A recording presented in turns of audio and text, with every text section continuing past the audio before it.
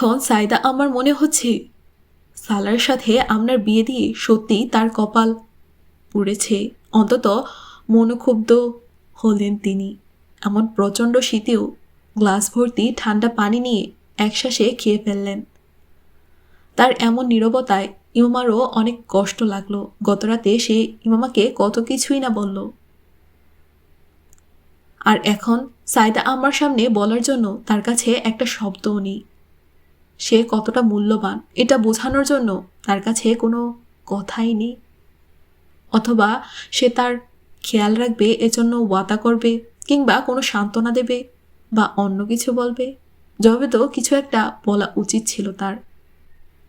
ইমামার এখন নিজেকে অদ্ভুত মূল্যহীন ও তুচ্ছ মনে হতে লাগে। যাতনা আরও কিছুটা গাঢ় হলো, দূরত্ব আরও কিছুটা বাড়ল। সে অন্য কারো সামনে তার প্রশংসা করে দুটো কথা বলার মতো যোগ্য মনে করল না। আচ্ছা, একাকী আমার প্রশংসা না হয় না করে এখানে ওনার সামনে অন্তত কিছু বলে দিত, কিছু একটা বলতো। তার মন আবারও বিষণ্ণ হয়ে ওঠে। সে এটা কখনো চায়নি সালার তার সাথে ৮-১০টা স্বামীর মতোই আচরণ করবে, অথচ সে নিজেই তার কাছে ৮-১০টা স্ত্রীর মতো প্রত্যাশা নিয়ে বসে আছে। অনেক দেরি হয়ে গেছে, আমার মনে হয় এখন আমাদের যাওয়া উচিত। সকালে আমার অফিস আছে। ইদানিং কাজের খুব চাপ। সালারের ধৈর্যের বাঁধ ভেঙে যায়। বিনীতভাবে সাইদা আম্মাকে বলে ওঠে দাঁড়ালো। সে এখন ইমামার দাঁড়ানোর অপেক্ষা করছে। কিন্তু ইমামা টেবিলের প্লেটগুলো ট্রেতে ওঠাতে ওঠাতে নিতান্ত শীতল গলায় বলল, আমি আজ এখানে সাইদা আম্মার সাথেই থাকব। সালার ক্ষণিকের জন্য হতভম্ব হয়ে গেল। ইমামা গত কয়েক ঘন্টায় একবারও এমন কিছু বলেনি সে সাইদা আম্মার এখানে থাকবে, আর এখন একেবারে খাড়ার মধ্যেই এমন সিদ্ধান্ত। হ্যাঁ, একদম, এখানেই রেখে যাও ওকে। সাইদা আম্মা সাথে সাথেই জোর দিলেন। এদিকে ইমামা তার মুখে না শোনার অপেক্ষা করতে লাগে। ঠিক আছে, সে যেহেতু থাকতে চাচ্ছে আমার কোনো আপত্তি নেই, সালার খুব সরলভাবে বলে। প্লেট ওঠাতে ওঠাতে ইমামা অবিশ্বাস্যভাবে তার দিকে তাকায়। সে তাকে সাথে নিয়ে যাওয়ার জন্য ১ মিনিটও জোরাজুরি করল না। সে কি এতটাই বিরক্ত হয়ে গেছে তার কারণে? ইমামা ভাবে। তারপর সালার কিছু বলার আগেই ঝপ করে রুম থেকে বেরিয়ে যায়। সাইদা আম্মা অসম্ভব কঠোর চোখে সালার দিকে তাকালেন। সালার যেন এই কাজটি করে তার উপর আরোপিত সমস্ত অভিযোগকে সত্যায়ন করে দিল। সালার না ইমামার এভাবে চলে যাওয়ার কারণ বুঝতে পারল, আর না সাইদা আম্মার এই রহস্যময় চোখের মর্ম বুঝতে পারল। যতটা অস্বস্তিকর ছিল এই কথোপকথন, ঠিক ততটাই অপ্রত্যাশিত ছিল হুট করে ইমামার এমন সিদ্ধান্ত। তবু সে সাইদা আম্মার সামনে আপত্তি বা বিরক্ত প্রকাশ করে মন খারাপ করতে চাচ্ছিল না, তাই থাকার অনুমতি দিয়ে দেয়। আচ্ছা ঠিক আছে, আমি তাহলে যাই। সে সাইদা আম্মার সাথে হাঁটতে হাঁটতে বাইরের উঠানে চলে এলো। সে ভেবেছিল ইম্মা রান্নাঘরে বাসন রেখে তাকে বিদায় জানাতে আসবে, কিন্তু সে এলো না। সালার সাইদা আম্মার সাথে কতক্ষণ উদ্দেশ্যহীন কথা বলতে বলতে তার অপেক্ষা করতে থাকে। সাইদা আম্মার চেহারায় এতটা ভাবলেশহীনতা না থাকলে সে ইম্মাকে ডেকে দেওয়ার জন্য বলতো, কিন্তু এটা বলতে এখন সংকোচ হচ্ছে। সাইদা আম্মার বাড়ি থেকে বের হয়েই সে প্রথমে তাদের সামনের বাড়িটির দিকে তাকায়, যে বাড়ি থেকে ইমার জন্য এত অসংখ্যবার প্রস্তাব এসেছে। এখান থেকে একা যেতে তার বুক লাগছিল। এতগুলো বছর সে তাকে ছাড়াই থেকেছে, একাকিত্ব কখনো তাকে যাতনা দেয়নি, কিন্তু এক রাত সে তার সাথে কাটিয়েছে। এখন একাকিত্বের মর্ম বুঝে গিয়েছে। এখান থেকে বাসায় ফেরার পথ তার কাছে জীবনের সবচেয়ে দীর্ঘতম পথ মনে হচ্ছে। কাল ভাই সাহেবের ওখানে যাব, ওনাকে সব কিছু বলবো। উনি সালার সাথে কথা বলবেন। সাইদা আম্মা ইমামার পাশে বসতেই বললেন তিনি। ওনাকে অনেক চিন্তিত দেখাচ্ছে। মা ওনার কথার না সমর্থন করল আর না বিরোধিতা। এখন তার কিছু বলতে ইচ্ছে করছে না। কম্বল জড়িয়ে বিছানায় বসে চুপচাপ সাইদা আম্মার কথা শুনতে থাকলো সে।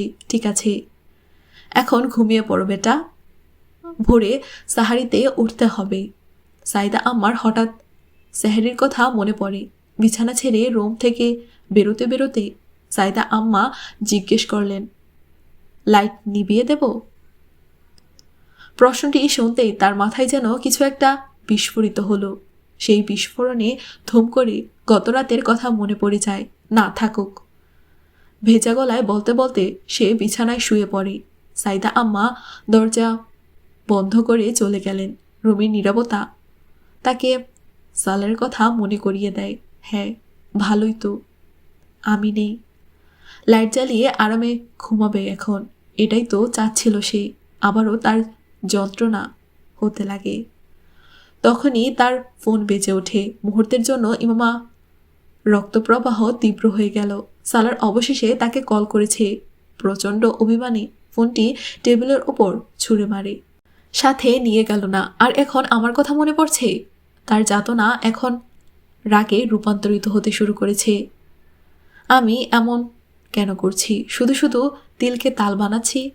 সে যেন নিজের পর্যালোচনা করল, আর এই পর্যালোচনা তাকে আরও যন্ত্রণা দিল। আমি হয়তো খুবই আবেগপ্রবণ হয়ে পড়েছি, নয়তো সে ইচ্ছে করি আমাকে এড়িয়ে চলছে। সে বোঝাতে চাচ্ছে তার কাছে আমার কোনো মূল্য নেই। বন্ধু বান্ধব, ফ্যামিলি, অফিস, কেবল এগুলোই তার কাছে গুরুত্বপূর্ণ। স্যালারি থেকে এবার দ্বিতীয় আর কোনো কল এলো না। কয়েক সেকেন্ড পর মেসেজ এলো। আমার বিশ্বাস ছিল সালার তাকে বলবে, তোমাকে মিস করছি। অথচ মেসেজে ফোনের একটি রিলোড ব্যালেন্স কার্ডের নম্বর লিখে পাঠিয়েছে সে। তার নিচে ছোট্ট করে দুটি শব্দ, গুড নাইট সুইটহার্ট।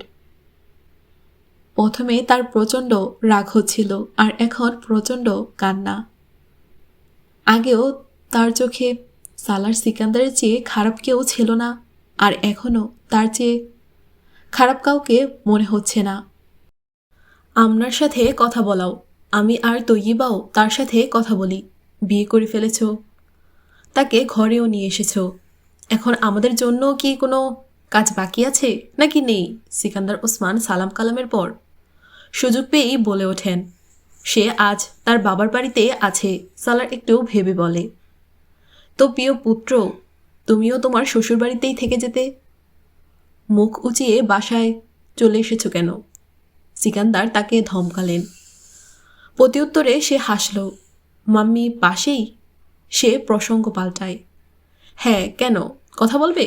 না, আপাতত আপনার সাথে কথা বলবো, বরং বিষয়টা একটু বেশি সিরিয়াস।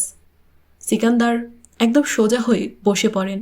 এটা সালার সিকান্দার। সে যেহেতু বলেছে বিষয় সিরিয়াস, তার মানে বিষয়টা নিশ্চিত সিরিয়াস। কি বিষয়? আপনার ব্যাপারে আপনাকে কিছু বলতে চাই। সিকান্দার গলিয়ে গেলেন। বিয়ের পরই সে ওনাকে আপনার কথা জানিয়েছিল। সে ডাক্তার সিফতে আলীর মেয়ে। কিছু ব্যক্তিগত সমস্যার কারণে খুব তাড়াহুড়োয় তাকে বিয়ে করতে হয়েছিল। সিকান্দার ওসমান ডক্টর সিফতে আলীকে চিনতেন। সালারের মাধ্যমে ওনার সাথে 2-3 বার দেখাও হয়েছে। সে ডক্টর সিফতে আলীর মেয়ের জায়গায় অন্য যে কোনো মেয়েকেও যদি তাদেরকে না জানিয়ে বিয়ে করত, তবু তারা তাতে কোনো আপত্তি করতেন না। উনি এবং ওনার ফ্যামিলি এতটাই মুক্ত চিন্তার মানুষ। আর সালার তো সর্বক্ষেত্রেই স্পেশাল কেস। সে স্বাভাবিক মানুষের মতো বিয়ে করবে, এটা তো সম্ভবই না। এটি ছিল তৈয়িবার মন্তব্য। তার বিয়ের সংবাদে তিনি খানিকটা অভিমান আর খানিকটা নিশ্চিন্ত হয়ে বলেছিলেন এই কথাগুলো। আর এখন সে বলছে আপনার ব্যাপারে কিছু বলতে চায়। সালার খাকারি দিয়ে গলা পরিষ্কার করল। কথা কোথা থেকে শুরু করবে বুঝে এলো না। আমনা মূলত ইমামা।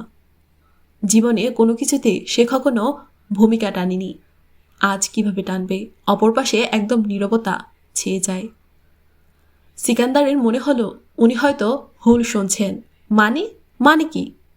তিনি যেন সত্যায়ন চাইলেন। ইমামাকে ডক্টর সাহেব ওনার বাড়িতে আশ্রয় দিয়েছিলেন। সে এত বছর ওনার কাছেই ছিল। তিনি তার নিরাপত্তার জন্য তার নাম বদলে দিয়েছিলেন। বিয়ের সময় আমি জানতাম না এটা ইমামা ছিল, কিন্তু সে ইমামাই। শেষ বাক্যটি বলা তার কাছে বোকামি মনে হলো। সিকান্দার শ্বাসরুদ্ধ হয়ে সামনের বিছানায় বসে পড়লেন। বসে স্ত্রীর দিকে তাকালেন।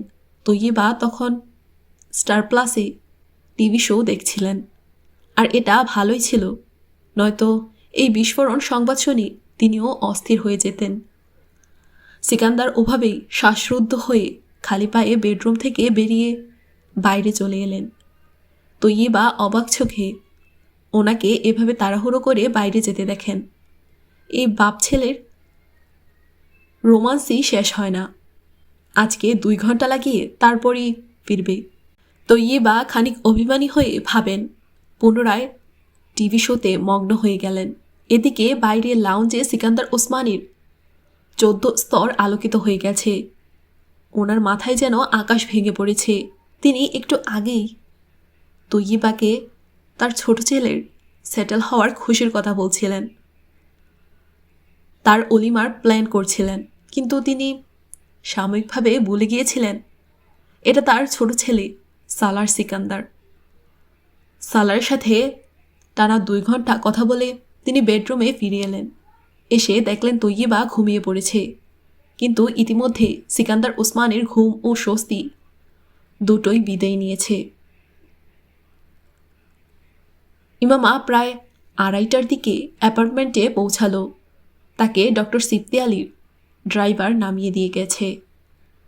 অ্যাপার্টমেন্টে পৌঁছেই সে উভয় বেডরুমে চেক করল, বাথরুমেও উকি দিল, কিন্তু বেডরুম কিংবা বাথরুম দুটোই পরিচ্ছন্ন ও গোছানো। সালার সম্ভবত অফিসে যাওয়ার আগেই সব কিছু নিজেই গুছিয়ে গিয়েছে। ফলে ইমামার নিজেকে আবারও কর্মহীন মনে হলো। একটি বেডরুম আগে থেকেই হয়তো গেস্টরুম হিসেবে ব্যবহৃত হতো। অপর বেডরুমটি সে স্টাডি রুম হিসেবে ব্যবহার করত।